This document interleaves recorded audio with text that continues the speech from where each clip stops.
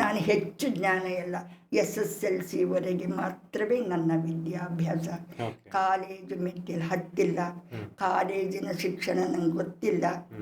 SSLC ಏನು ಅಭ್ಯಾಸ ಮಾಡಿದ್ದೆ ಅದರ ಅನುಭವ ಅಂತ ಹೇಳಿದ್ರಿ.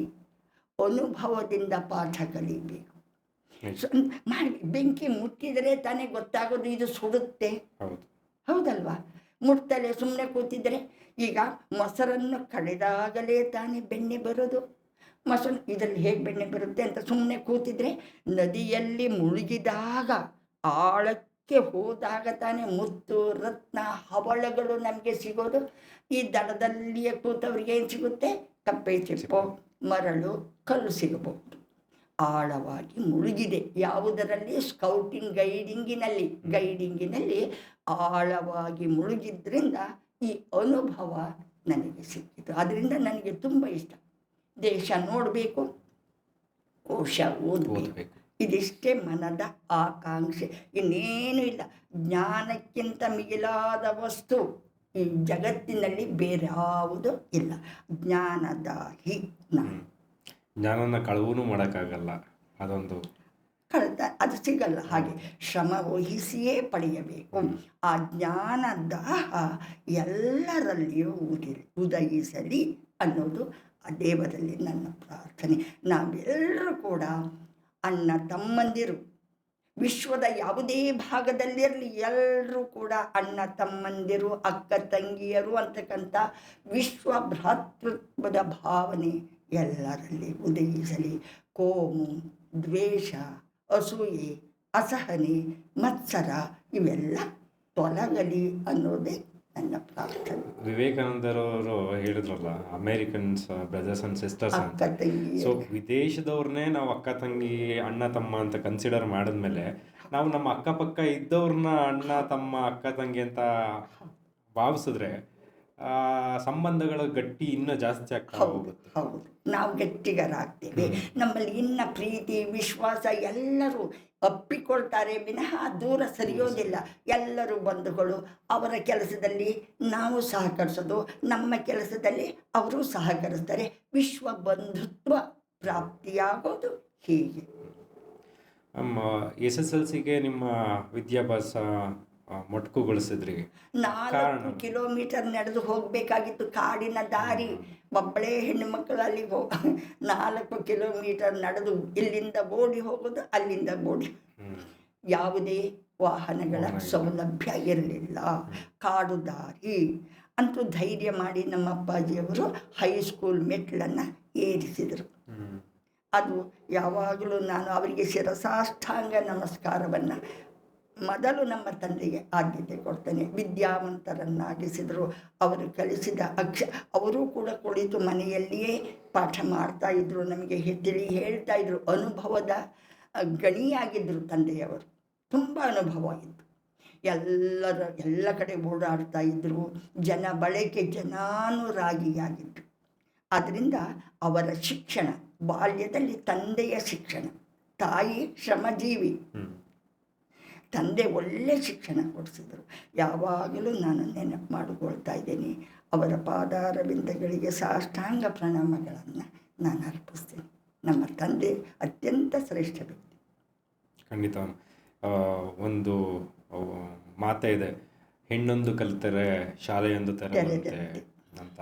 ಸೊ ಅವತ್ತಿನ ಕಾಲದಲ್ಲಿ ವಿದ್ಯಾಭ್ಯಾಸಕ್ಕೆ, ಅದು ಹೆಣ್ಣು ಮಕ್ಕಳಿಗೆ ಅಷ್ಟೊಂದು ಒತ್ತು ಕೊಟ್ಟು, ಹೌದು, ಅಷ್ಟೊಂದು ಪ್ರೋತ್ಸಾಹ ಕೊಟ್ಟಿದ್ದಾರೆ ಅಂದರೆ ಅವರು. ನಮ್ಮ ಮನೆಯಲ್ಲಿ ನಮ್ಮ ತಂದೆ ಹಿಂದೆ 4-5 ಹೆಣ್ಣು ಮಕ್ಕಳು, ಅವರಿಗೆ ರೊಟ್ಟಿನೂ ಕೊಡ್ತಾ ಇರಲಿಲ್ಲವಂತೆ. ಹೆಣ್ಣು ಮಕ್ಕಳು ಅಂತ ಹಿಂದಿನ ಕಾಲದಲ್ಲಿ, ಆಗಿನ ಕಾಲದ ಸಮಾಜದಲ್ಲಿ ನಮ್ಮ ತಂದೆಗೆ ರಾಜೋಪಚಾರ, ಬೆಣ್ಣೆ, ಹಾಲು, ಮೊಸರು, ಒಳ್ಳೆ ಆ ಥರ ಅವರ ಹೆಣ್ಣು ಮಕ್ಕಳಿಗೆ ರೊಟ್ಟಿಯನ್ನು ಕೂಡ ಕೊಡ್ತಾ ಇರಲಿಲ್ಲಂತೆ. ಬರೀ ಹೆಣ್ಣು ಮಕ್ಕಳಂತೆ ಕಡೆಗಣಿಸ್ತಾ ಇದ್ರಂತೆ. ಆದರೆ ನಮ್ಮ ತಂದೆ ನನಗೆ ಕೊಟ್ಟಂತಹ ಪ್ರೋತ್ಸಾಹ ಇದೆಯಲ್ಲ, ಪ್ರೀತಿ ಇದೆಯಲ್ಲ, ವಾತ್ಸಲ್ಯ ಇದೆಯಲ್ಲ, ಅಮೋಘವಾದದ್ದು, ಮರೆಯುವ ಹಾಗೆಯೇ ಇಲ್ಲ. ಅಂಥ ಮನೆಯಲ್ಲಿ ಜನಿಸಿದ ನನಗೆ ನಮ್ಮ ತಂದೆ ಕೊಟ್ಟಂತಹ ಪ್ರೋತ್ಸಾಹ, ಉತ್ಸಾಹ, ಸ್ಫೂರ್ತಿ, ಎಲ್ಲ ಪ್ರೀತಿ ಅತ್ಯಂತ ದೊಡ್ಡದು. ಆದ್ದರಿಂದ ನಾನು ಯಾವಾಗಲೂ ಅವರನ್ನು ಸ್ಮರಿಸ್ತೇನೆ. ಸ್ಕೌಟ್ಸಲ್ಲಿ ನೀವು ಹೇಗೆ ಮುಂದುವರೆದ್ರಿ? ಅದೇ ಹೀಗೆ ಬೇಸಿಕ್ ಕೋರ್ಸಿಗೆ ಹೋದೆ, ನನಗೆ ತುಂಬ ಖುಷಿಯಾಯಿತು. ಆಮೇಲೆ ಮುಂದುವರೆದ ತರಬೇತಿ ಅಡ್ವಾನ್ಸ್ ಕೋರ್ಸ್ ಮಾಡಿದೆ, ಬಹಳ ಖುಷಿಯಾಯಿತು. ಹಾಗೆ ಪ್ರೀ ALT ತರಬೇತಿ ತೆಗೆದುಕೊಂಡೆ. ಮನೆಯಲ್ಲಿ ಕೂತಿರೋದು ನನಗೆ ಇಷ್ಟ ಇಲ್ಲ, ಎಲ್ಲ ಕಡೆ ಮಕ್ಕಳಿಗೆ ತರಬೇತಿ, ರಾಜ್ಯ ಪುರಸ್ಕಾರ, ರಾಷ್ಟ್ರಪತಿ ಅವಾರ್ಡ್, ವಯಸ್ಕರಿಗೆ ಮೂಲ ತರಬೇತಿ, ಮುಂದುವರೆದ ತರಬೇತಿ, ಸಹಾಯಕರಾಗಿ ಕೆಲಸ ಮಾಡೋದು ಕರೀತಾ ಇದ್ದರು. ನನಗೆ ತುಂಬ ಇಷ್ಟ ಮಕ್ಕಳಿಗೆ ಹೇಳೋದು. ಏನು ನಾವು ಕಲ್ತಿರ್ತೀವಿ, ನಾನು ದೊಡ್ಡ ಜ್ಞಾನಿಯಲ್ಲ, ಏನನ್ನ ಕಲ್ತಿದ್ದೇನೆ ಆ ಮಕ್ಕಳಿಗೆ ನಿಸ್ವಾರ್ಥ ಭಾವನೆಯಿಂದ ಹೇಳೋದು. ಪುಟಾಣಿ ಮಕ್ಕಳಿಂದ ಇಲ್ಲಿ ಸ್ಕೌಟಿಂಗ್ ಗೈಡಿಂಗ್ ಅಂದರೆ ಅದೊಂದು ಹೊರಾಂಗಣ ಶಿಕ್ಷಣ ಅಂತ ತಮಗೆ ಹೇಳಿದ್ದೇನೆ. ಪ್ರಕೃತಿಯ ಮಡಿಲಿನಲ್ಲಿ ಕುಳಿತು ಕಲಿಯೋದು ಎಲ್ಲವನ್ನ, ಮತ್ತು ಅದೊಂದು ಕ್ರೀಡೆ, ಆಟದೋಪಾದಿಯಲ್ಲಿ ಪಾಠ ಬಹಳ ಚೆನ್ನಾಗಿದೆ. ಸ್ಕೌಟಿಂಗ್ ಗೈಡಿಂಗ್ ಅಂದರೆ PGR ಸಿಂಧ್ಯಾ ಅಂತ ಬೆಂಗಳೂರಿನಲ್ಲಿದ್ದಾರೆ, ರಾಜ್ಯ ಪ್ರಧಾನ ಆಯುಕ್ತರು. ಅವರು ಒಳ್ಳೆಯ ಪ್ರೋತ್ಸಾಹ ಕೊಡ್ತಾರೆ ಎಲ್ಲರಿಗೂ ಕೂಡ. ಈ 5 ವರ್ಷದಿಂದ 10 ವರ್ಷದ ಮಕ್ಕಳಿಗೆ ಬುಲ್ಬುಲ್ಸ್, ಹುಡುಗರಿಗೆ ಕಪ್ಸ್ ಅಂತ ಕರೀತೇವೆ. 10 ರಿಂದ 17 ವರ್ಷ ವಯೋಮಿತಿಯ ಮಕ್ಕಳಿಗೆ ಸ್ಕೌಟ್ಸ್ ಗೈಡ್ಸ್, 15 ರಿಂದ 25 ವರ್ಷ ವಯೋಮಿತಿಯ ಮಕ್ಕಳಿಗೆ ರೋವರ್ಸ್, ಕಾಲೇಜಿನ ಹಂತದ ಮಕ್ಕಳಿಗೆ ರೋವರ್ಸ್ ರೇಂಜಸ್ ಅಂತ. ನಮಗೆ ಒಂದು ಮೋಟೋ ಇದೆ, ಸ್ಕೌಟ್ಸ್ ಗೈಡ್ಸ್ ಮೋಟೋ ಏನು? ಬಿ ಪ್ರಿಪೇರ್ಡ್, ಸದಾ ಸಿದ್ಧವಾಗಿರಿ. ಯಾವುದೇ ಕೆಲಸ ಇರಲಿ, ಒಳ್ಳೆಯ ಕೆಲಸ ಆಗೋದಿಲ್ಲ ಅನ್ನಬಾರದು. ಬಿ ಪ್ರಿಪೇರ್ಡ್, ಸದಾ ಸಿದ್ಧವಾಗಿರು. ಅಪಘಾತ, ಆಘಾತ, ಅನಾರೋಗ್ಯ, ಸೇವೆ, ಏನು ಬಂದರು ಅದು ನನಗೆ ತುಂಬ ಖುಷಿ. ಯಾವ ಕ್ಷಣದಲ್ಲಿ ಕರೆದ್ರು ನಾನಿಲ್ಲ ಅಂದಿಲ್ಲ. ಯಾರೇ ಕರೆದ್ರು, ಯಾವ ಕ್ಷಣದಲ್ಲಿ ಕರೆದ್ರು ನಾನು ಹೋಗಿ ಪಾಲ್ಗೊಳ್ಳುತ್ತೇನೆ. ಅದು ನನಗೆ ತುಂಬ ಇಷ್ಟ. ರೋವರ್ಸ್ ರೇಂಜರ್ಸ್ ಅವರ ಮೋಟೋ ಸೇವೆ, ಕಲ್ಯಾಣಿ ಕ್ಲೀನ್ ಮಾಡೋದು, ಗಿಡ ನೆಡೋದು, ಪ್ಲಾಸ್ಟಿಕ್ ನಿಷೇಧ, ನೀರನ್ನು ಮಿತವಾಗಿ ಬಳಸಿ, ವಿದ್ಯುತ್ ಇಂಧನವನ್ನು ಮಿತವಾಗಿ ಬಳಸಿ. ಇದೆಲ್ಲ ಎಷ್ಟು ಒಳ್ಳೆಯದಿದೆ ಪ್ರಪಂಚಕ್ಕೆ, ನಮ್ಮ ದೇಶಕ್ಕೆ. ಅದನ್ನು ಜನರಿಗೆ ಹೇಳೋದು. ಇಂಧನದ ಅಪವ್ಯಯ ಆಗಬಾರದು, ಇಂಧನವನ್ನು ಮಿತವಾಗಿ ಬಳಸಿ, ನೀರನ್ನು ಮಿತವಾಗಿ ಬಳಸಿ. ನೀರು ಜೀವನಕ್ಕೆ ಅಮೂಲ್ಯವಾಗಿರ್ತಕ್ಕಂಥ ವಸ್ತು. 1 ಲೋಟ ನೀರು ತಗೊಂಡು ಅರ್ಧ ಕುಡಿದು ಅರ್ಧ ಚೆಲ್ಲಬೇಡಿ. ನಿಮಗೆ ಎಷ್ಟು ನೀರು ಬೇಕೋ ಅಷ್ಟನ್ನು ಮಾತ್ರವೇ ತೆಗೆದುಕೊಂಡು ಸೇವಿಸಿ. ಸ್ನಾನಕ್ಕೂ ಅಷ್ಟೇ, ಮಿತವಾಗಿ ನೀರನ್ನು ಬಳಸಿ, ಮಿತವಾಗಿ ಇಂಧನವನ್ನು ಬಳಸಿ. ಪ್ಲಾಸ್ಟಿಕ್ ನಿಷೇಧ, ಪ್ಲಾಸ್ಟಿಕ್ಕನ್ನು ಬಳಸಬೇಡಿ, ಅದಕ್ಕೆ ಬದಲಾಗಿ ಬಟ್ಟೆ ಬ್ಯಾಗನ್ನು ಬಳಸಿ. ಈಗ ತಿಪ್ಪೆ ರಾಶಿ ಇದೆ, ಗಲ್ಲಿಗಳಲ್ಲಿ ಪ್ಲಾಸ್ಟಿಕ್ ಹಾಳೆಗಳ, ಎಲ್ಲವೂ ಪ್ಲಾಸ್ಟಿಕ್ ಮಯ ಆಗಿದೆ. ಎಲ್ಲವನ್ನು ಮಾಡಿರೋರು ಯಾರು? ನಾವೇನೆ. ಅದನ್ನು ಸ್ವಚ್ಛ ಮಾಡಬೇಕಾಗಿರೋದು ಯಾರು? ನಾವೇನೆ. ಪ್ಲಾಸ್ಟಿಕ್ಕನ್ನು ಖಂಡಿತ ಬಳಸಬಾರ್ದು. ಜಾನುವಾರುಗಳು, ಸಮುದ್ರಕ್ಕೆಲ್ಲ ಸೇರಿ ಪ್ಲಾಸ್ಟಿಕ್ ಮಯ ಆಗಿದೆ. ನಾನಾ ರೀತಿಯ ರೋಗ ರುಜಿನಗಳಿಗೆ ಕಾರಣ ಆಗಿದೆ. ಭೂಮಿಯಲ್ಲಿ ಹೂಳಲಿಕ್ಕೆ ಅದಕ್ಕೆ ಜಾಗ ಇಲ್ಲ ಅಂತೆ ಪ್ಲಾಸ್ಟಿಕ್. ದಯವಿಟ್ಟು ಎಲ್ಲ ಸಾರ್ವಜನಿಕರಲ್ಲಿ ನನ್ನ ಸವಿನಯ ಪ್ರಾರ್ಥನೆ ಏನಂದರೆ, ಪ್ಲಾಸ್ಟಿಕ್ಕನ್ನು ತ್ಯಜಿಸಿ, ಬಟ್ಟೆ ಬ್ಯಾಗನ್ನು ಬಳಸಿ, ನೀರನ್ನು ಮಿತವಾಗಿ ಉಪಯೋಗಿಸಿ.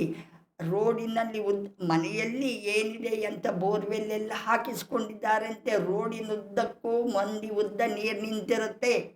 ಅವರಿಗೆ ನಾನು ವಿನಮ್ರ ರೀತಿಯಿಂದ ವಿನಂತಿಸಿಕೊಳ್ತಾ ಇದ್ದೇನೆ, ರಾತ್ರಿ ವೇಳೆಯಲ್ಲಿ ನೀರನ್ನು ಚಿಮುಕಿಸಿ ಚಂದಗೊಳಿಸಿ.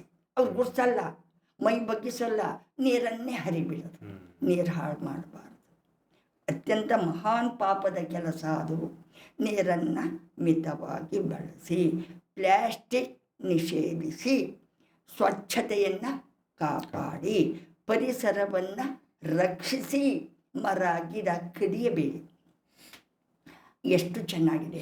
ಪರಿಸರ ಸಂರಕ್ಷಣೆ ನಮ್ಮೆಲ್ಲರ ಹೊಣೆಯಾಗಬೇಕು ಅನ್ನೋದೇ ನನ್ನ ಪ್ರಾರ್ಥನೆ.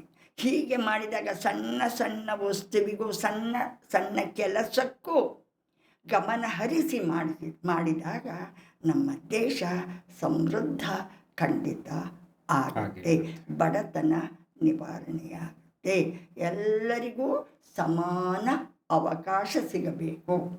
ಯಾರೂ ಮೇಲಲ್ಲ, ಯಾರೂ ಕೀಳಲ್ಲ. ಪ್ರತಿಯೊಬ್ಬರಲ್ಲಿಯೂ ಕೂಡ ಒಂದೊಂದು ಪ್ರತಿಭೆ ಇರುತ್ತೆ, ಅದನ್ನು ಗುರುತಿಸಬೇಕು, ಪ್ರೋತ್ಸಾಹಿಸಬೇಕು, ಅಷ್ಟೇ ಇರ್ತಕ್ಕಂಥ. ಇಲ್ಲಿ ತನಕ ನೀವು ಸ್ಕೌಟ್ಸಲ್ಲಿ ತುಂಬ ಕಾರ್ಯಕ್ರಮಗಳು ಮಾಡಿದ್ದೀರಾ, ತುಂಬ ಸೇವೆಗಳನ್ನ ಸಲ್ಲಿಸಿದ್ದೀರಾ, ಎಷ್ಟೊಂದು ನಿಮಗೆ ಪ್ರಶಸ್ತಿಗಳು ಕೂಡ ನಿಮ್ಮನ್ನ ಹುಡುಕೊಂಡು ಬಂದಿದೆ, ಅದ್ರ ಬಗ್ಗೆ ಹೇಳೋದಾದರೆ? ಪ್ರಶಸ್ತಿಗಾಗಿ, ಪ್ರಶಂಸೆಗಾಗಿ, ಪ್ರಚಾರಕ್ಕಾಗಿ, ಪ್ರತಿಷ್ಠೆಗಾಗಿ, ಪಗಾರಕ್ಕಾಗಿ ಕೆಲಸ ಮಾಡಲೇಬಾರ್ದು ಅನ್ನೋದು ನನ್ನ ಜೀವಿತದ ಉದ್ದೇಶ. ಯಾವುದೇ ಪ್ರಚಾರ ಬೇಡ, ಪ್ರಶಂಸೆ ಬೇಡ, ಪ್ರಶಸ್ತಿ ಬೇಡ, ಪ್ರತಿಷ್ಠೆ ಬೇಡ, ಪಗಾರ ಬೇಡ. ಸೇವೆ ಅಂದರೆ ಏನು? ಏನನ್ನು ಬಯಸದೆ ಪ್ರತಿಫಲಾಪೇಕ್ಷೆ ಇಲ್ಲದೆ ಮಾಡ್ತಕ್ಕಂಥದ್ದು ಮಾತ್ರವೇ ಸೇವೆ. ನಾವು ದೇಶ ಸೇವಕರಾಗಬೇಕು, ರಕ್ಷಕರಾಗಬೇಕು, ಸಂರಕ್ಷಕರಾಗಬೇಕು, ಸಂಹಾರ ಮಾಡುವವರಾಗಬಾರದು. ಇದು ನಿಸ್ವಾರ್ಥ ಸೇವೆಯಾಗಬೇಕು ಎಂಬುದು ನನ್ನ ಮನದಾಳದ ಮಾತು. ಏನನ್ನು ಬಯಸಬೇಡಿ, ನಿಸ್ವಾರ್ಥ ಸೇವೆ ಮಾಡಿ. ಎಲ್ಲ ಯುವಕರಿಗೆ, ಯುವ ಜನಾಂಗಕ್ಕೆ ನನ್ನ ಕರೆ ಅದು. 1 ಗಂಟೆ ಮೀಸಲಿಡಿ ದೇಶ ಸೇವೆಗೆ, ಸಮಾಜ ಸೇವೆಗೆ, ಸಮುದಾಯಕ್ಕೋಸ್ಕರವಾಗಿ, ಸಮಾಜಕ್ಕೋಸ್ಕರವಾಗಿ, ದೇಶಕ್ಕೋಸ್ಕರ 1 ಗಂಟೆ. ಅದಕ್ಕೆ ಯಾಕೆ ಬಯಸ್ತಿರೋ ಪ್ರತಿಫಲವನ್ನು? ಬಯಸಬಾರದು. ಮಾಡಿ. ನಾವಿರೋದೇ ನಮ್ಮ ದೇಶ ಉನ್ನತಿಯನ್ನು ಗಳಿಸಬೇಕು, ಶ್ರೇಷ್ಠತೆಯನ್ನು ಪಡೀಬೇಕು, ಬಡತನ ನಿವಾರಣೆಯಾಗಬೇಕು, ಎಲ್ಲ ದೇಶಗಳಿಗೆ ಮಾದರಿಯಾಗಬೇಕು, ಆದರ್ಶಪ್ರಾಯವಾಗಬೇಕು, ಅನುಕರಣೀಯ ಆಗಬೇಕು. ಅಂದರೆ ನಮ್ಮೆಲ್ಲರ ಶ್ರಮ, ಸೇವೆ, ಶಿಸ್ತು, ಸಂಯಮ ಅತಿ ಅಗತ್ಯ. ಆ ನಿಟ್ಟಿನಲ್ಲಿ ಎಲ್ಲರೂ ಕೈ ಜೋಡಿಸೋಣ.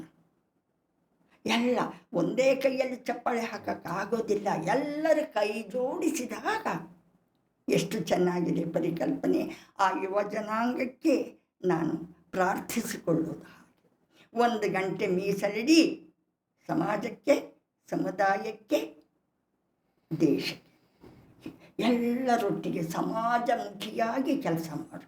ಇವಾಗ ಎಷ್ಟೊಂದು ಸಾವಿರ ಗಿಡಗಳನ್ನೇ ನೆಟ್ಟಿದ್ದೀರಾ ಅಂತಲೇ ಹೇಳ್ಬೋದು ಮೇಡಮ್ ನೀವು? ಸಾವಿರ ಅಲ್ಲ, ಲಕ್ಷಾಂತರ ಗಿಡಗಳನ್ನು ಎಲ್ಲ ಕಡೆ ನೆಟ್ಟಿದ್ದೇವೆ, ಉಳಿಸ್ಕೊಳ್ಬೇಕು. ಈಗ ಒಂದು 10 ಮಕ್ಕಳು ತಂದೆ ತಾಯಿಗಳಿಗೆ ಇರ್ತಾರೆ. ಮಕ್ಕಳನ್ನು ಪಡೆಯೋದು ದೊಡ್ಡದಲ್ಲ, ಆ ಮಕ್ಕಳ ಪಾಲನೆ, ಪೋಷಣೆ, ವಿದ್ಯಾಭ್ಯಾಸ ಬೆಳೆಸುವುದು.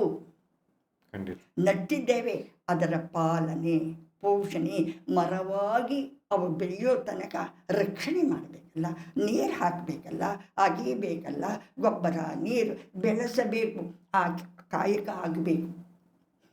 ದೊಡ್ಡದಲ್ಲ. ಇವಾಗ ನೀವು ನಿಮ್ಮ ಸೇವೆಯಾಗಿ ಎಷ್ಟೊಂದು ಕಡೆ ಗಿಡಗಳನ್ನ ನೆಟ್ಟು ಬಂದಿರ್ತೀರ. ಅಲ್ಲಿಯವರು ಸ್ಥಳೀಯರು ಅದರ ಕಡೆ ಗಮನ ಕೊಟ್ಟು ಅದನ್ನು ಮುತುವರ್ಜಿಯಿಂದ ಅದಕ್ಕೆ ಗೊಬ್ಬರ, ಅದಕ್ಕೆ ನೀರು ಕೊಟ್ಟರೆ ಎಷ್ಟೊಂದು ಗಿಡಗಳು ಉಳಿಯುತ್ತೆ. ಇವಾಗ ಗಿಡ ತುಂಬ ಜನ ನೆಡ್ತಾ ಇದ್ದಾರೆ, ತುಂಬ ಕಾರ್ಯಕ್ರಮಗಳಲ್ಲಿ ಗಿಡ ನೆಡೋ ಕಾರ್ಯಕ್ರಮಗಳನ್ನೇ ಮಾಡ್ತಾರೆ, ದೊಡ್ಡ ದೊಡ್ಡ ಕಾರ್ಯಕ್ರಮಗಳು ಮಾಡ್ತಾರೆ, ನೆಟ್ಟು ಬರ್ತಾರೆ. ಸಮಯದ ಅಭಾವ ಇಲ್ಲ ಪರಿಸ್ಥಿತಿಗೆ ಅವರಲ್ಲಿ ಹೋಗಿ ದಿನ ಇಲ್ಲ ವಾರಕ್ಕೆ ಒಂದ್ಸಲ ನೀರು ಹಾಕೋದಕ್ಕೆ ಸಾಧ್ಯ ಇಲ್ಲ. ಅದು ಏನು ಮಾಡಬೇಕು ಅಂದರೆ ಸ್ಥಳೀಯರು ಯಾರೋ ಬಂದು ನಮಗೆ ಗಿಡ ನೆಟ್ಟು ಹೋಗಿದ್ದಾರೆ, ನಮ್ಮ ಅಕ್ಕಪಕ್ಕ ಗಿಡ ನೆಟ್ಟಿದ್ದಾರೆ, ಅದನ್ನ ನಿರ್ವಹಣೆ ನಾವು ಮಾಡೋಣ ಅಂತ ಅಂದ್ಬಿಟ್ಟು ಜವಾಬ್ದಾರಿ ತಗೋಬೇಕು. ಅದಕ್ಕೆ ನಾನು ಹೇಳ್ತೇನೆ, ನಾವು ರೋಬಸ್ ರೇಂಜರ್ಸ್ ಜೊತೆ ಗಿರೀಶ್ ಅಂತ ಇದ್ದಾರೆ, ಅವರ ನೇತೃತ್ವದಲ್ಲಿ ಹೋಗ್ತೇವೆ. ಅವರಿಗೆ ಹೇಳೋದು ಊರಿನವರ ಅವರ ಸಹಕಾರದೊಂದಿಗೆ ಎಲ್ಲರಿಗೂ ಅವರನ್ನು ಕರಿಬೇಕು, ಸಮುದಾಯದೊಂದಿಗೆ ಸೇವೆ ಆಗಬೇಕು. ಅವರಿಗೆಲ್ಲ ಕರೆದಾಗ ನೋಡಿ, ಇದು ನಿಮ್ಮ ಆ ಊರಿಗೆ ಹೋಗ್ತೀವಲ್ಲ, ಒಂದು ಊರಿನಲ್ಲಿ ಗಿಡ ನೆಡ್ತೇವೆ, ಆ ಸಮುದಾಯದವರನ್ನೆಲ್ಲ, ಆ ಗ್ರಾಮಸ್ಥರನ್ನೆಲ್ಲ ಸೇರಿಸಿಕೊಂಡಾಗ ಅವರಿಗೆ ಸ್ವಲ್ಪ ಎಚ್ಚರ ಬರುತ್ತೆ. ಈ ಜವಾಬ್ದಾರಿ, ಈ ಗಿಡಗಳನ್ನೆಲ್ಲ ಪಾಲನೆ ಪೋಷಣೆ ಮಾಡ್ತಕ್ಕಂಥದ್ದು ನಿಮ್ಮ ಜವಾಬ್ದಾರಿ, ಅವರಿಗೆ ವಹಿಸಬೇಕು. ನಾವೇ ಹೋಗಿ ಮಾಡಲಿಕ್ಕಾಗೋದಿಲ್ಲ. ಅದಕ್ಕೆ ಹೇಳೋದು ಸಮುದಾಯದೊಂದಿಗೆ ಸೇವೆ. ಅದು ಮಾಡಿದಾಗ ಎಲ್ಲ ನಾವು ನೆಟ್ಟಿರ್ತೀವಲ್ಲ, ಗಿಡಗಳ ರಕ್ಷಣೆ ಆಗುತ್ತೆ, ಮರವಾಗಿ ಬೆಳೀತವೆ, ಸಾವಿರಾರು ಸಾವಿರ ವರ್ಷಗಳ ಕಾಲ ನಿಲ್ತವೆ, ನೆರಳಾಗ್ತವೆ, ಆಶ್ರಯ ತಾಣ ಆಗ್ತವೆ ಅನ್ನೋದನ್ನು ನಾನು ಎಲ್ಲ ಮಕ್ಕಳಿಗೆ ಆ ಥರ ಹೇಳೋದು. ನೀವು ಎಲ್ಲೆಲ್ಲಿ ಸೇವೆಗಳನ್ನ ಸಲ್ಲಿಸಿದ್ದೀರಿ? ಹಾಸನ ಜಿಲ್ಲೆಯಾದ್ಯಂತ ಎಲ್ಲ ಕಡೆ ಗಿಡ ನೆಟ್ಟಿದ್ದೇವೆ. ಅಲ್ಲಿ ಉಡುಪಿ, ದೊಡ್ಡಬಳ್ಳಾಪುರ, ಬೇರೆ ಬೇರೆ ಕಡೆಗಳಲ್ಲಿಯೂ ಕೂಡ ಹೋಗಿ ತುಂಬ ಗಿಡಗಳನ್ನು ನೆಟ್ಟಿದ್ದೇವೆ. ಸ್ವಚ್ಛತಾ ಕಾರ್ಯಕ್ರಮ ಮಾಡಿದ್ದೇವೆ. ಈ ಮುಳ್ಳು ಗಿಡ ಕಂಟಿಗಳಿರ್ತಾವಲ್ಲ ಅದನ್ನೆಲ್ಲ ಕಡಿದು ಸ್ವಚ್ಛ ಮಾಡಿದ್ದೇವೆ. 1 ತಿಂಗಳು ದೊಡ್ಡಬಳ್ಳಾಪುರದಲ್ಲಿ ರೋವರ್ಸ್ ರೇಂಜರ್ಸ್ ಒಂದಿಗೆ ಸೇವೆ ಸಲ್ಲಿಸಿದ್ವಿ ನಾವು.